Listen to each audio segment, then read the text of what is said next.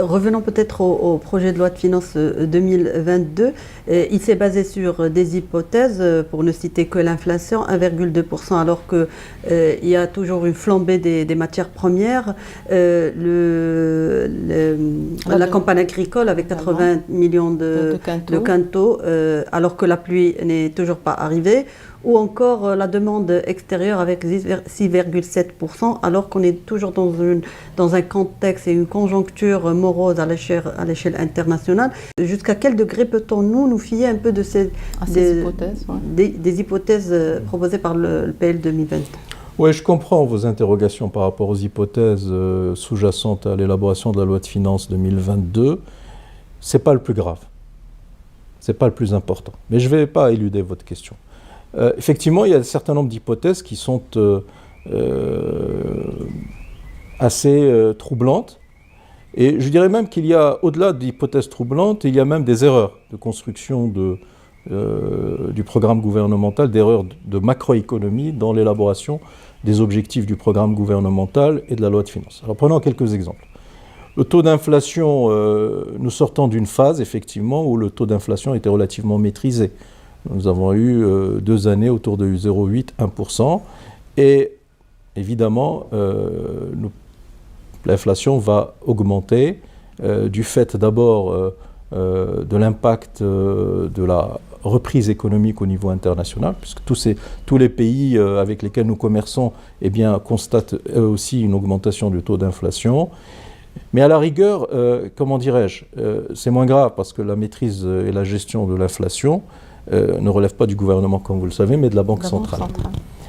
Ce qui est par contre un peu étonnant, c'est par exemple l'hypothèse sur le prix du gaz du butane.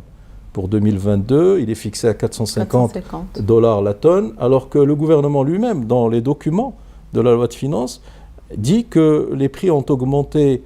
La moyenne était de 380 $ en 2020, mais en 2021, on constate la flambée des prix des hydrocarbures. Les prix constatés sur les 9 premiers mois de 2021 ont varié entre 550 et 760 $.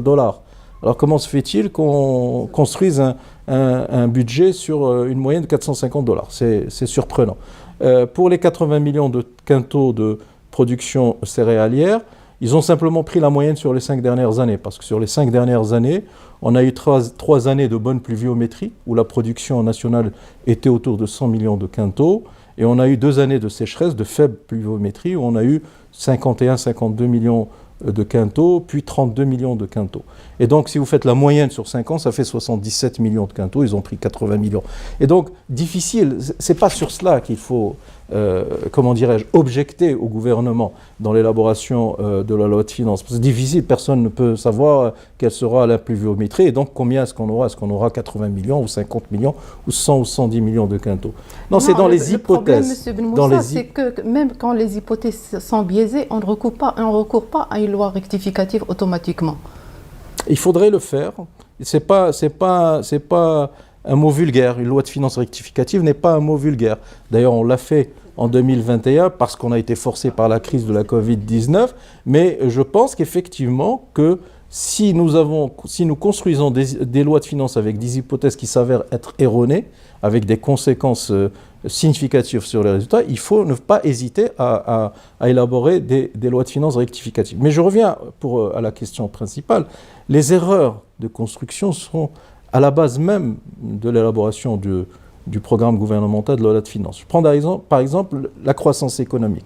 Au-delà du fait qu'elle reflète un déficit d'ambition, 3,2% en 2022, et dans le programme gouvernemental, une moyenne annuelle de 4%. On parle de prudence. Le gouvernement parle de prudence. Non, c'est un déficit d'ambition. C'est un déficit d'ambition, pourquoi? Parce qu'il y a un décalage par rapport à l'ambition qui est fixée dans le nouveau modèle de développement, 6% minimum, 6 à 6,5%, et à 4%, on ne transforme pas le pays.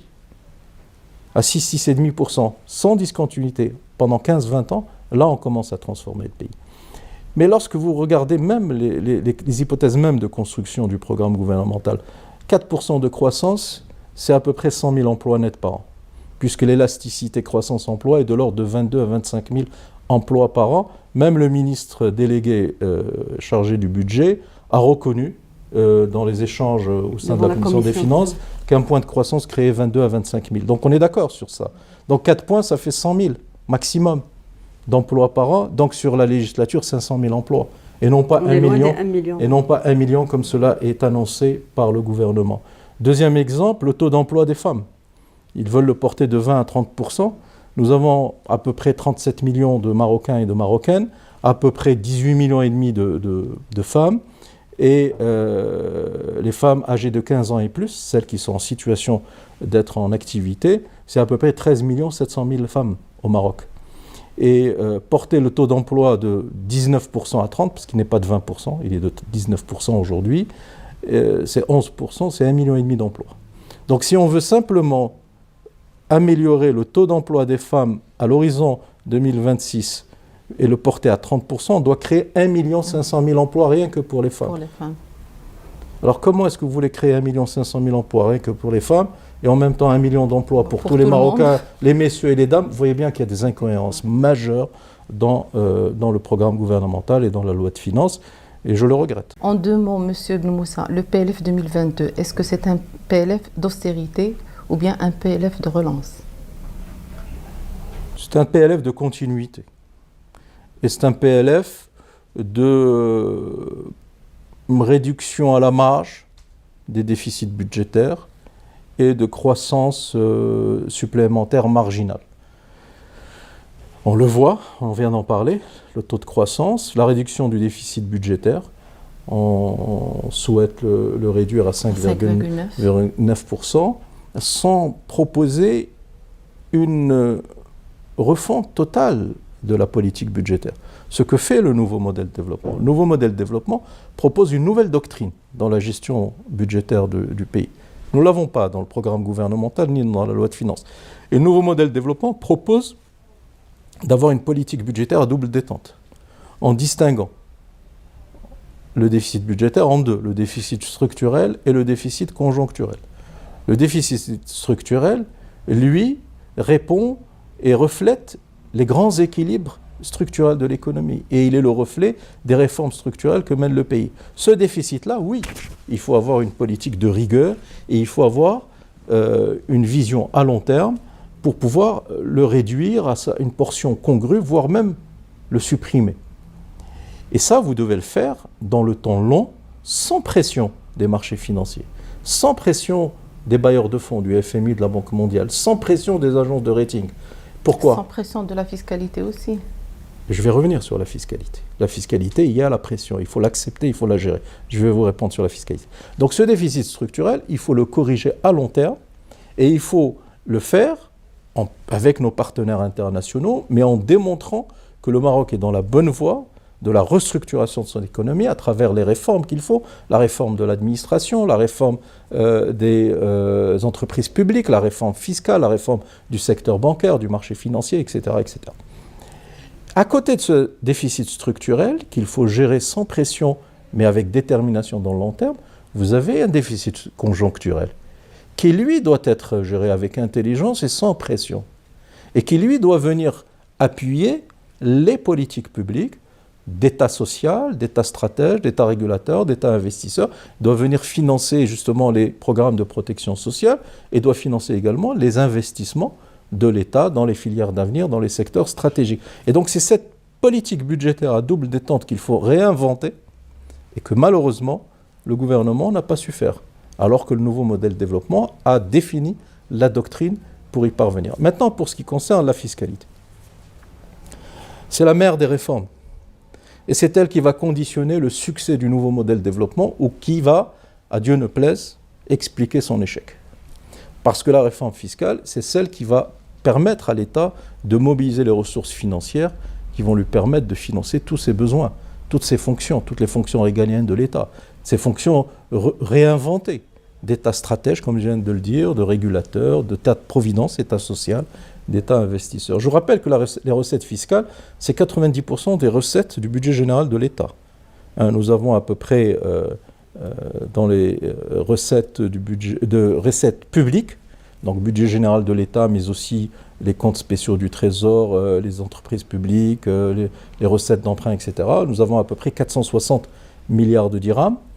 pour 520 milliards de dirhams de dépenses publiques, ce qui laisse un gap de 59-60 milliards de dirhams. Hors recettes d'emprunt et hors amortissement et services de la dette, le gap il est de 100 milliards de dirhams. Donc dans les recettes publiques, les recettes fiscales, vous avez les recettes budgétaires, et dans les recettes budgétaires du budget général de l'État, les recettes fiscales c'est à peu près 90%, 230 milliards de dirhams. C'est dire l'importance. Si vous n'êtes pas en capacité d'améliorer votre revenu, votre rendement fiscal, le rendement de votre système fiscal, eh bien, vous êtes privé des moyens d'action. Et tout ce que vous allez déclarer dans votre politique gouvernementale, ça va rester une vue de l'esprit. Or, la recette fiscale, elle est liée évidemment à la réforme fiscale. Lorsque vous regardez les mesures qui figurent dans la loi de finances 2022, vous avez des mesurettes. Baisser le taux de l'IS de 28 à 27% pour l'industrie, mettre une contribution de solidarité sur les bénéfices des sociétés qui ont plus d'1 million de dirhams. Le passage de la progressivité à la proportionnalité. Le passage de la progressivité à la proportionnalité pour le taux de l'IS. Je ne dis pas que c'est des mauvaises mesures, c'est des mesures positives, mais elles sont très en deçà de l'enjeu. Très en deçà. Regardez les recommandations. Le PLF, il a été beaucoup critiqué par rapport à ça, qu'il était très timide en matière de mesures fiscales. La meilleure démonstration de la timidité, moi j'appelle ça plutôt un déficit d'ambition. La meilleure démonstration, c'est le niveau des recettes fiscales attendues au terme de l'année 2022, 230 milliards de dirhams. Nous sommes à un niveau que nous avions en 2017. En 2017, nous étions à 227-228 milliards de dirhams de recettes fiscales. Et en 2019, nous étions à 239 milliards de dirhams de recettes fiscales. Nous faisons du surplace, alors que nous sommes censés mener une réforme fiscale qui va nous permettre d'élargir l'assiette fiscale et d'améliorer le rendement de l'impôt. Nous avons un taux de pression fiscale dans notre pays de 20,5%, hors cotisations sociales obligatoires.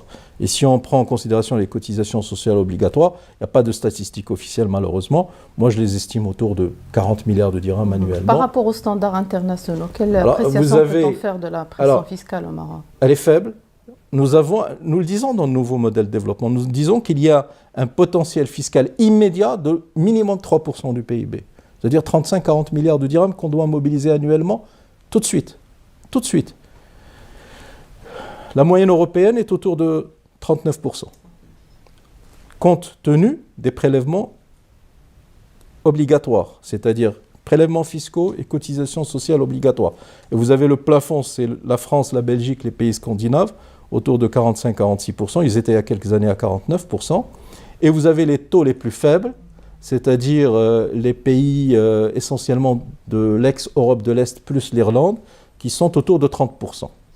Nous sommes à 20,5% en prélèvement fiscal impôt, et si on rajoute les cotisations sociales obligatoires, nous serions autour de 23-24%. Donc nous avons un gap important à combler. Et comment est-ce qu'on y parvient?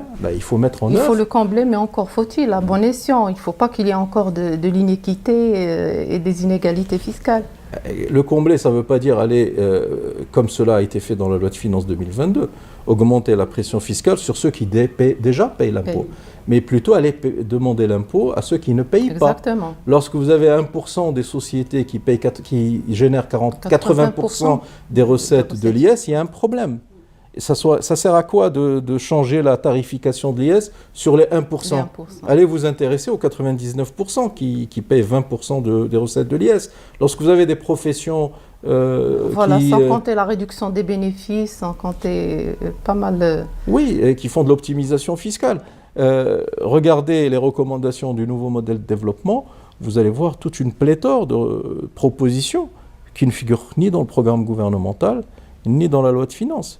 Et quelques-unes seulement dans la loi cadre sur la réforme fiscale. Je pense par exemple à la suppression des systèmes de retenue à la source à taux libératoire. Il faut les supprimer. Mais rien dans ce sens. Il faut harmoniser les dépenses fiscales pour équilibrer le... Absolument. Il faut harmoniser également les règles de calcul de la matière imposable, quelle que soit la nature des revenus. Les mêmes règles de calcul, les mêmes bases de calcul, les mêmes seuils, les mêmes taux. Ce n'est pas le cas.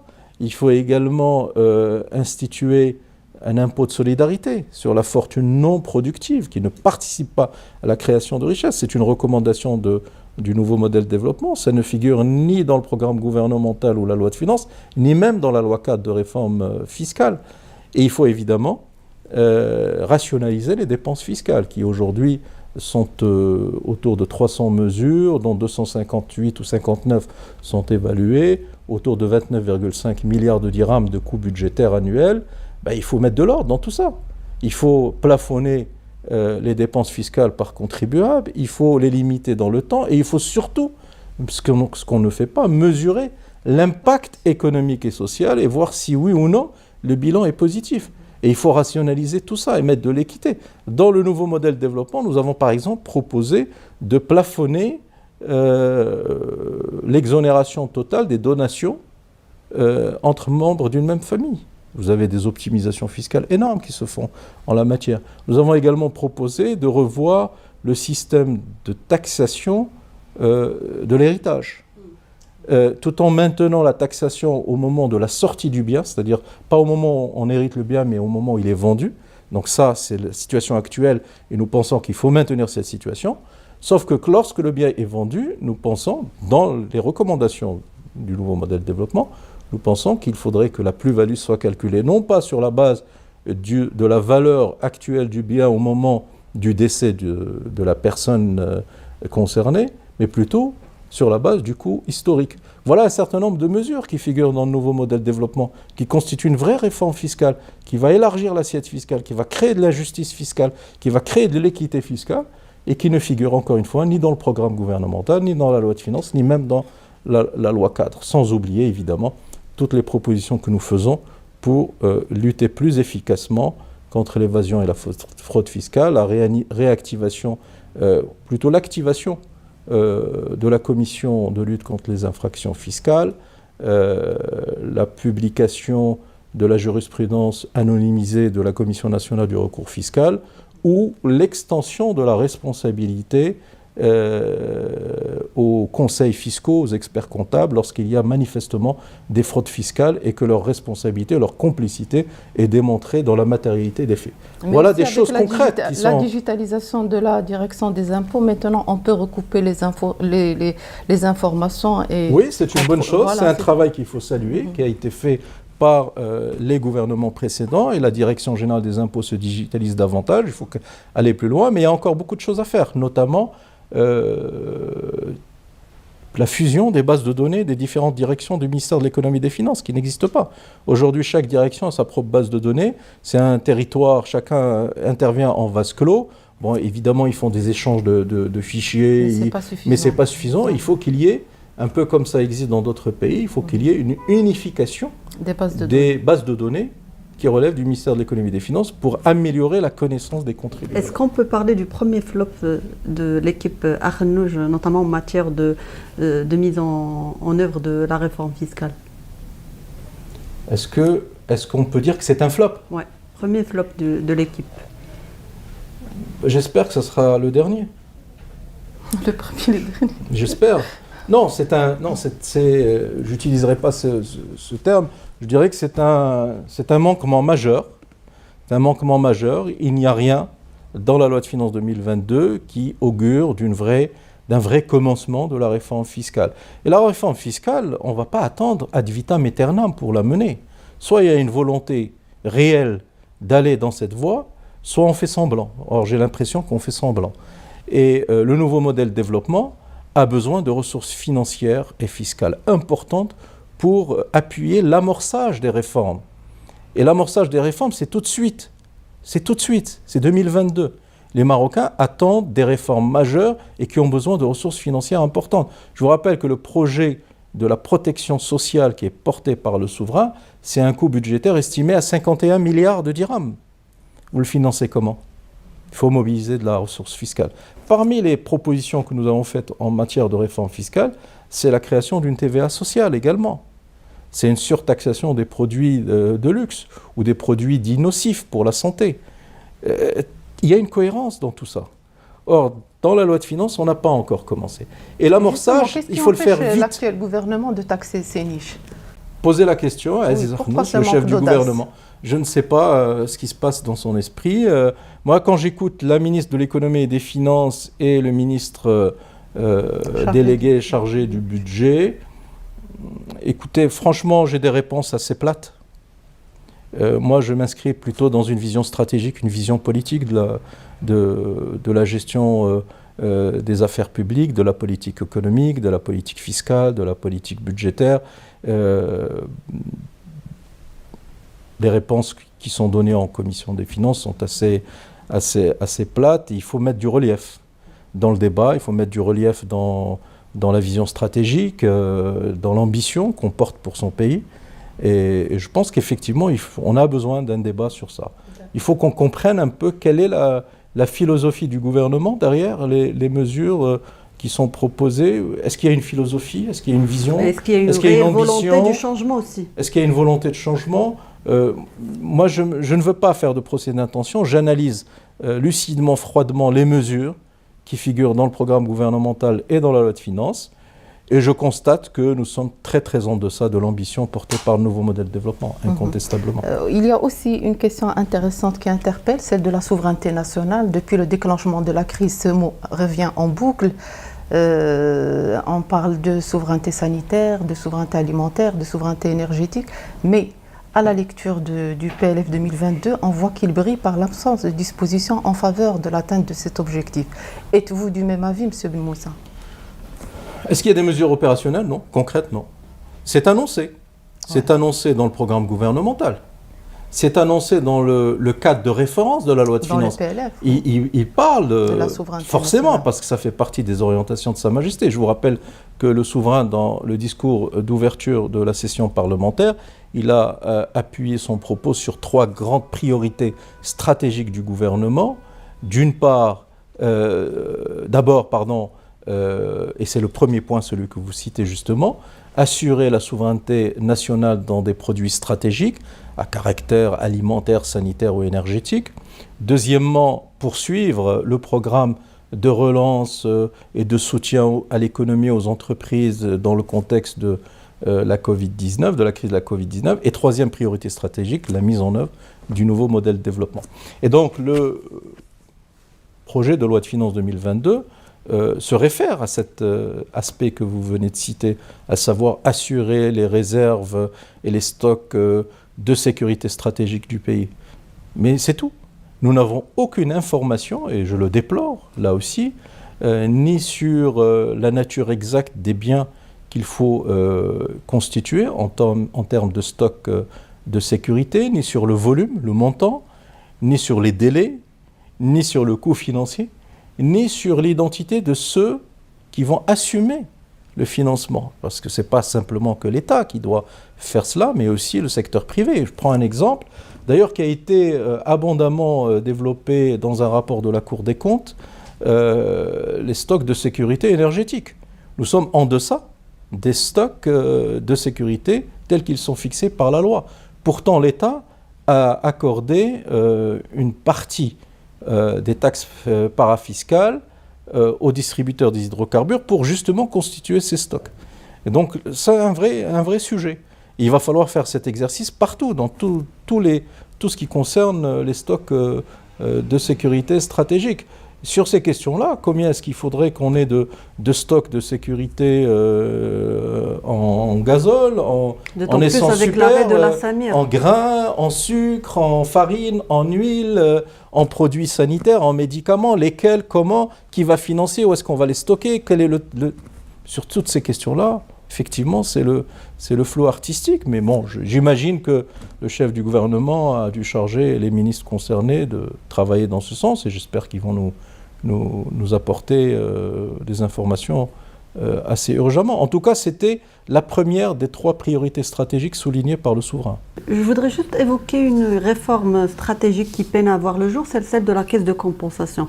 Est-ce que vous pensez qu'aujourd'hui, c'est le moment opportun pour continuer la réforme qui a démarré avec les hydrocarbures? Vous appelez ça une réforme stratégique? Moi, j'appelle pas ça une réforme stratégique.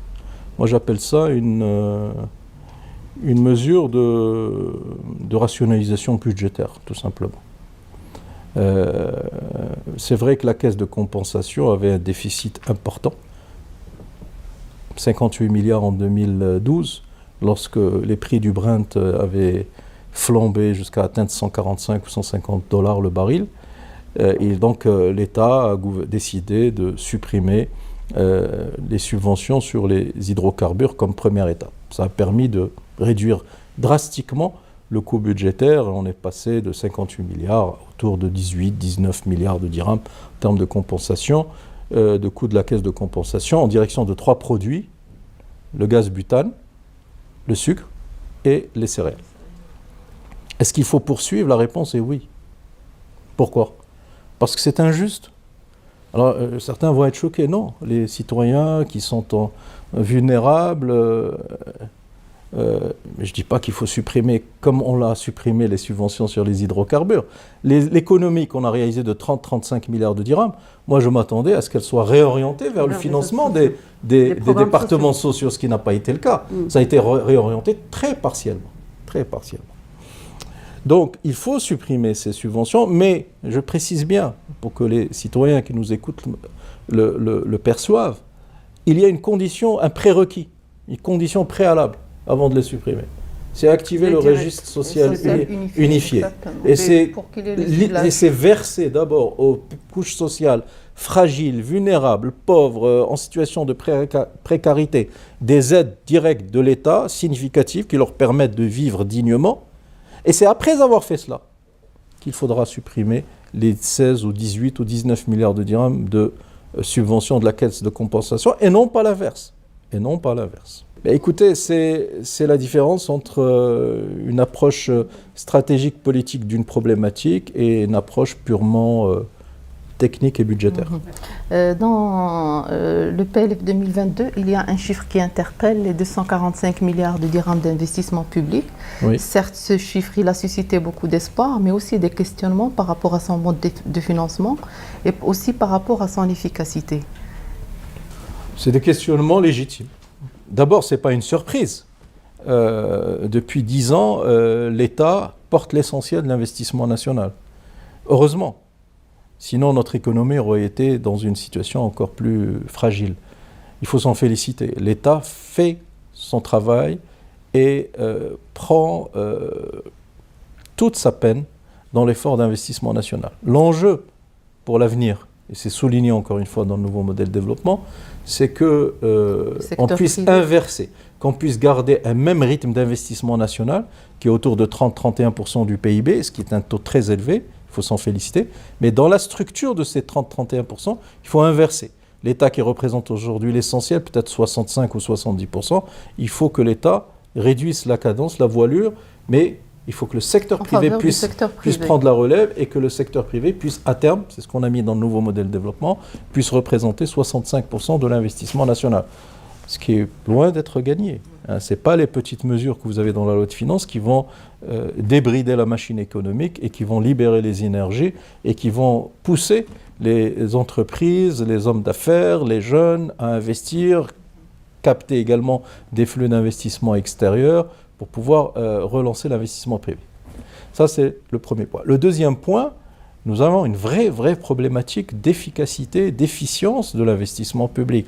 Vous savez que cette efficience est mesurée à travers un indicateur qui s'appelle l'ICOR, et nous avons un taux extrêmement mauvais. Nous avons un ICOR de 7,2, alors que les pays d'Asie, les pays du sud-est asiatique, qui sont cités en référence, ils ont des ICOR de 2,4. Ce qui veut dire que pour une unité de capital investi, eux produisent pratiquement 3 fois plus que nous de richesse, ce qui est anormal. Il faut réorienter les investissements vers les Alors, secteurs. Il y a d'une part un effort de réorientation de l'investissement public vers des secteurs créateurs de valeur ajoutée, d'une part, et d'autre part, il y a aussi un travail à faire de rationalisation de l'investissement public, de recherche de performance, d'efficacité, et de sanctions également des fraudes. On peut citer également l'exemple de la Turquie. Le Maroc a le même taux d'investissement que la Turquie. La Turquie, elle a même 28%, nous on est à 30%, et pourtant la Turquie réalise un taux de croissance de 6%. C'est l'objectif que nous souhaitons atteindre. C'est juste.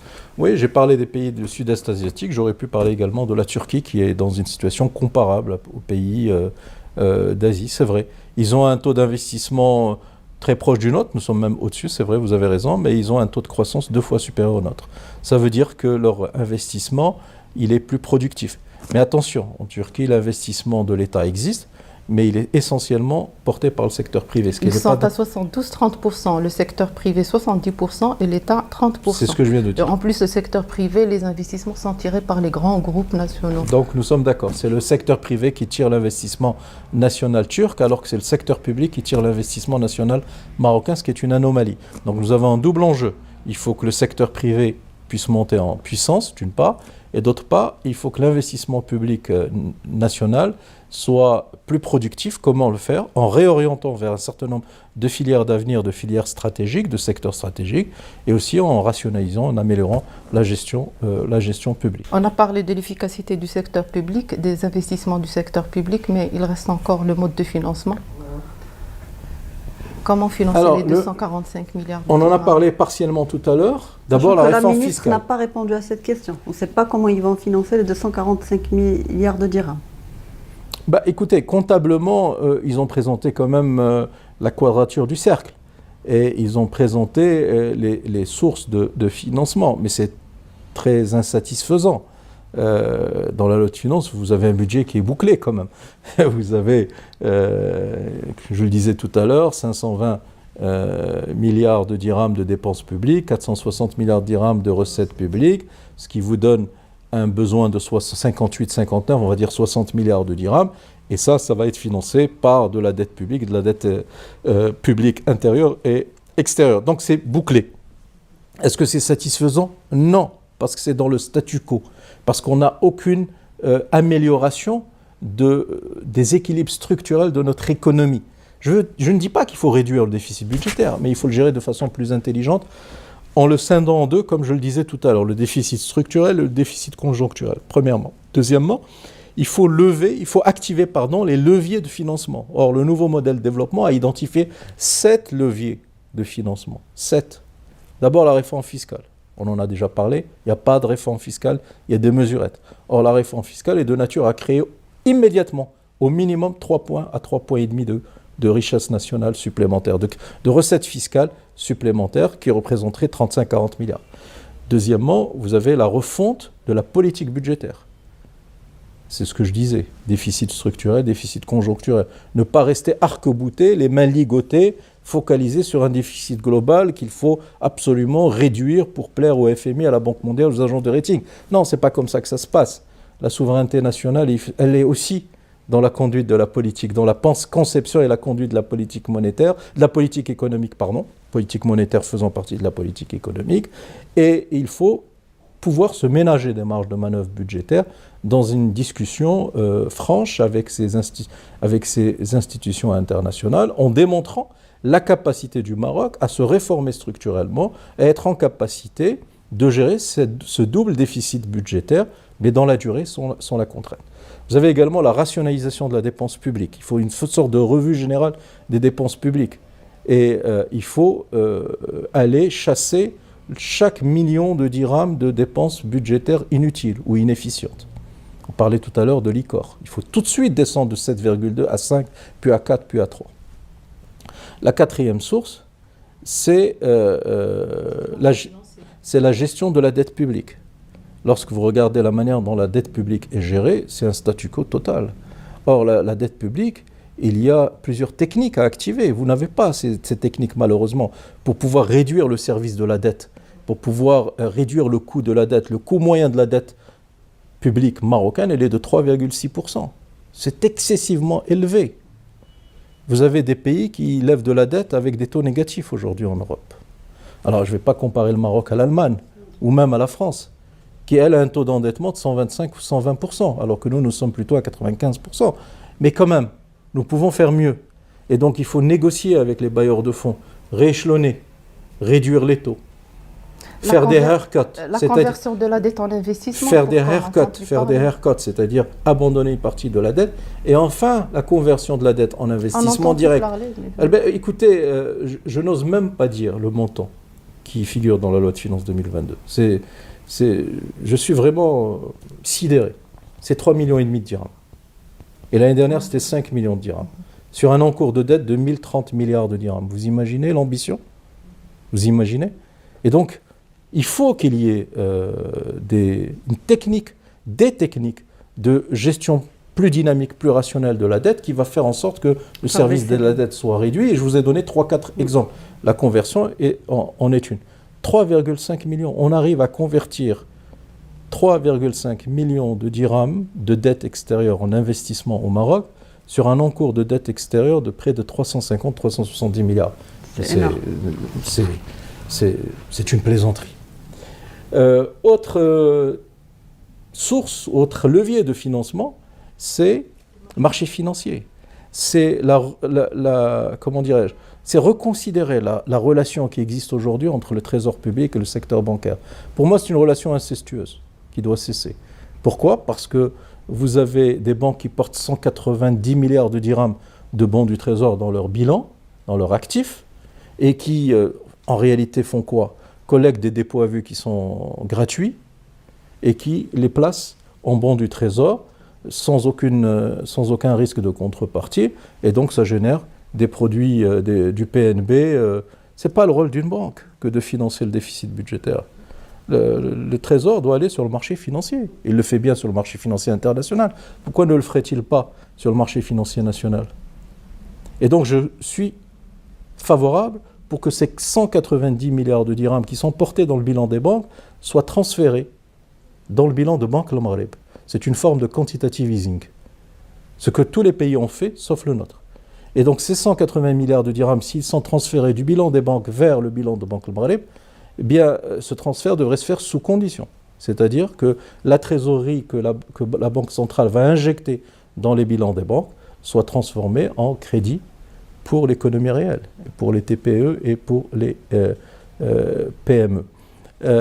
Enfin, les partenariats internationaux du Maroc, le rôle que peuvent jouer les Marocains du monde, les relations que nous avons avec les institutions financières internationales, avec un certain nombre de pays, eh bien, tous ces partenariats internationaux sont de nature à également être une source de levée de fonds de financement du nouveau modèle de développement. Donc vous voyez bien qu'il y a 6-7 leviers de financement qu'on peut activer, mais qu'on ne voit pas ni dans le programme gouvernemental, ni dans la loi de finances.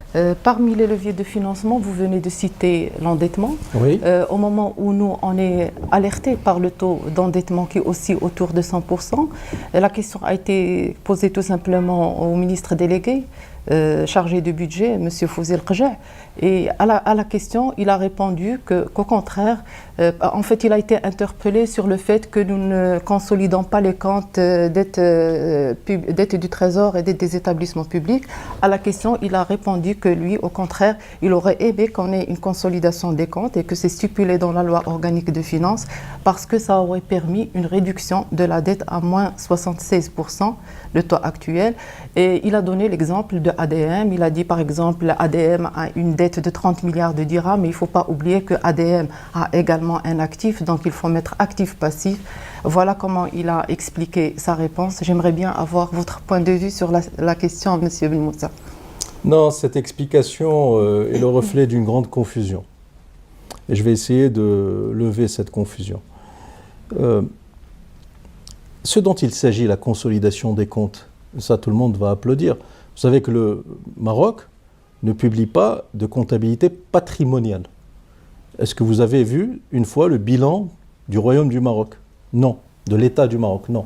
Nous n'avons pas de comptabilité patrimoniale. C'est ce dont parlait le ministre El-Qja. Et évidemment, moi je suis favorable pour qu'on puisse avancer rapidement et qu'on puisse avoir une comptabilité patrimoniale, pour qu'on puisse savoir quel est l'actif, quels sont les actifs de l'État du Royaume du Maroc. D'ailleurs, beaucoup de pays publient une comptabilité patrimoniale. Or, ce que vous voyez, les lois de finances, c'est une comptabilité de flux. On voit les charges, les dépenses. Donc, si je voulais faire un rapprochement avec la comptabilité des entreprises, eh bien, l'État marocain, il a un compte d'exploitation, un compte de résultat, mais il n'a pas de bilan connu, publié. Le taux d'endettement, on nous dit, il ne faut pas le comparer par rapport à la richesse nationale qui est un flux annuel, il faut le comparer par rapport à nos actifs. D'abord, il faudrait qu'on les connaisse, ces actifs. Avant de se référer à un élément de comparaison, il faut qu'on les connaisse. On n'a pas cette comptabilité patrimoniale, donc on n'a pas les actifs financiers du Maroc, premièrement. Deuxièmement, lorsque vous, citoyens, nous, citoyens ou entreprises, lorsque nous allons auprès d'une banque solliciter un crédit, la banque regarde 2 critères. La surface financière, que ce soit un individu ou une entreprise, la surface financière et la capacité de remboursement. La surface financière, c'est les actifs que vous détenez. C'est ce dont parlait le ministre Larcher. Mais la banque regarde d'abord et avant tout la capacité de remboursement, c'est-à-dire la charge que vous devez payer par rapport à vos revenus. Aujourd'hui, la norme internationale, dans l'analyse des finances publiques des États, et la norme qui est retenue par le Fonds monétaire international, la Banque mondiale, les agences de rating, c'est d'abord et avant tout la capacité de remboursement. Or, la capacité de remboursement, vous ne la mesurez pas par rapport à votre actif financier, mais par rapport à vos revenus de l'année. Le revenu de l'année d'un pays, c'est le PIB. Et donc, l'argument ou la réponse qui a été donnée, de mon point de vue, n'est pas valable. Le taux d'endettement doit être mesuré par rapport à la capacité de remboursement du pays. Et cette capacité de remboursement du pays, c'est le PIB. C'est ce qui se fait en France, en Suisse, au Japon, aux États-Unis, en Chine et au Maroc. Troisième point, qui est très important. Pourquoi voulez-vous vous libérer des engagements par signature que l'État prend vis-à-vis des établissements et entreprises publiques, sachant que le Maroc a choisi dans sa stratégie de domicilier une part importante de l'investissement public dans les bilans des établissements et entreprises publiques, alors que dans d'autres pays, c'est dans le budget général de l'État. Donc c'est un choix de stratégie de finances publiques. Nous avons choisi, pour différentes raisons, essentiellement pour corriger et embellir un peu le taux d'endettement public, et du trésor public, nous avons décidé de déplacer par écriture comptable la dette de l'État, non pas dans le cadre du budget général de l'État et de l'endettement du trésor public, et on l'a déplacé dans l'endettement des entreprises publiques, moyennant un engagement par signature, c'est-à-dire une garantie de l'État. Donc si vous avez défini et vous avez choisi cette stratégie de financement et de finances publiques, vous devez assumer les conséquences. C'est-à-dire que votre dette n'a aucune pertinence si vous la cantonnez, vous la limitez uniquement à la dette du Trésor public. Vous devez prendre en considération la dette publique dans son entièreté, c'est-à-dire la dette du Trésor public, la dette des collectivités locales et surtout la dette des établissements et des entreprises publiques. Je vous rappelle que dans la loi de finances 2022, nous avons 245 milliards de dirhams de budget d'investissement public et vous avez pratiquement le même montant entre le budget général de l'État et le budget des établissements et entreprises publiques, autour de 88-90 milliards de dirhams d'investissement pour chacun. 90 sur 88, 81. On va arrondir à 90 pour le budget général de l'État et 90 milliards pour le budget des établissements et entreprises publiques. Donc nous devons absolument mesurer la dette publique marocaine, sinon ça n'a pas de cohérence, globalement, et la mesurer par rapport à la capacité de remboursement de l'économie nationale, c'est-à-dire le PIB. D'ailleurs, c'est ce que font le Fonds monétaire international, la Banque mondiale et les agences de rating. On ne va pas créer, nous, rien que pour nous faire plaisir, une méthode qui nous arrange. Alors, pour que les auditeurs et téléspectateurs le sachent, aujourd'hui, la dette publique, elle est de 1030 milliards de dirhams, soit à peu près 94,5% du PIB. C'est ça le bon chiffre. Et ce n'est pas 76%. D'accord. Donc, je pense, avant de clore cet entretien, juste un dernier mot par rapport à la polémique qu'a suscité l'imposition du pass vaccinal. Quel impact sur la paix sociale, mais aussi sur le plan économique? Rapidement, Monsieur le ministre. D'abord, je respecte les citoyens qui refusent de se faire vacciner. C'est leur droit, c'est légitime, et je considère que ma conception de la démocratie fait que je ne vois pas pourquoi un gouvernement peut s'arroger le droit d'obliger les Marocains à se vacciner. D'ailleurs, il ne le fait pas. Maintenant que j'ai dit cela, je pense également que le sens de la responsabilité voudrait que les Marocains se fassent vacciner volontairement. Et ceux qui sont encore récalcitrants, et j'ai cru comprendre qu'ils sont autour de 5 millions, ce n'est pas 100 000, 200 000 de nos concitoyens, c'est quand même 5 millions. C'est qu'on n'a pas su trouver les arguments pour les convaincre. Il y a un travail énorme d'explication, d'information, il faut rassurer, il faut faire appel aux médecins de proximité, on parle beaucoup de médecins de famille, médecins du secteur privé, pour mobiliser les Marocains, les 5 millions qui restent et qui refusent de se faire vacciner. Ça, c'est le premier point. Deuxième point, l'État, le gouvernement est en droit de protéger la santé des Marocains. Et il est en droit d'imposer un pass vaccinal dans certains lieux. C'est le pendant de la démocratie. Mais il eût été normal de le faire avec beaucoup plus d'intelligence, avec beaucoup plus de sens politique. On ne peut pas décréter des choses comme cela, d'abord, et les appliquer 48 heures après. Première faute politique majeure. Deuxièmement, on ne peut pas le décréter dans un exécutif et on diffuse un communiqué. Non, ça doit faire l'objet d'un débat national au Parlement pour que les représentants de la nation puissent être impliqués, mobilisés dans cette décision, ce qui est bonne, qui est salutaire. C'est dans la manière de la mettre en œuvre que le gouvernement a fauté. Et pour que les représentants de la nation puissent aller auprès de leurs électeurs, leur expliquer les motivations et leur expliquer que c'est dans leur intérêt. Donc voilà, je respecte les Marocains qui ne veulent pas se faire vacciner, c'est un droit constitutionnel. Mais je respecte également l'impératif de protéger l'économie nationale, de protéger les citoyens d'abord, et de protéger ensuite l'économie nationale, et l'impératif de mettre un certain nombre de règles, de contraintes, comme cela se fait sous d'autres cieux, avant d'accéder à un certain nombre de lieux. Et donc, voilà, dans le fond, la décision est nécessaire. Elle n'a pas été faite dans l'art et la manière. Mais la manière de mettre en œuvre cette décision, des erreurs monumentales, ce qui est normal. Quand vous avez un gouvernement qui n'est pas d'essence politique, c'est normal qu'on fasse ce type d'erreur. C'est normal qu'on fasse ce type d'erreur, mais il faut vite rectifier ces erreurs. Le pays, je vous dis, notre pays a besoin de sérénité. Notre pays a besoin de retrouver de la sérénité. Notre pays a besoin de retrouver de la cohésion nationale, de la cohésion sociale. Nous venons de sortir d'une période de 10 années difficile, où nous avons accusé un retard considérable dans beaucoup de domaines. Le gouvernement que nous avons aujourd'hui, c'est le reflet de la volonté des citoyens. On peut être heureux, on peut être malheureux, c'est un fait accompli.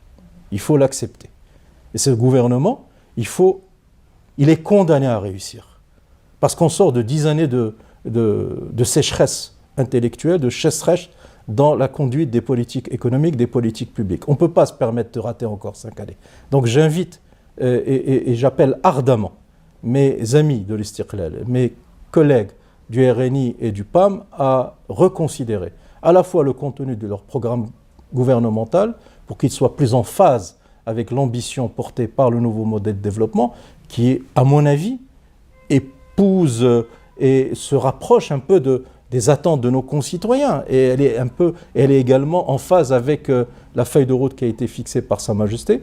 Donc je les appelle ardemment à revoir leur copie et à reconsidérer leur choix de politique gouvernementale pour être beaucoup plus ambitieux et plus fidèles aux réformes qui sont portées par le nouveau modèle de développement. Et deuxièmement, je suggère, je pense qu'il faudrait qu'il y ait un peu plus de hauteur, de vue stratégique, de vue politique dans les décisions qui sont mises en œuvre. Il faut qu'il y ait davantage de discussions avec le Parlement. Il faut que le Parlement devienne un partenaire. Dans le programme gouvernemental, il est dit que le gouvernement veut avoir une relation de partenariat avec le Parlement, avec l'opposition, etc. Très bien, j'applaudis, mais vous faites exactement le contraire. Donc corrigez vite. Et surtout, il faut vraiment être, au niveau de la responsabilité qu'exige le moment actuel. Et des attentes.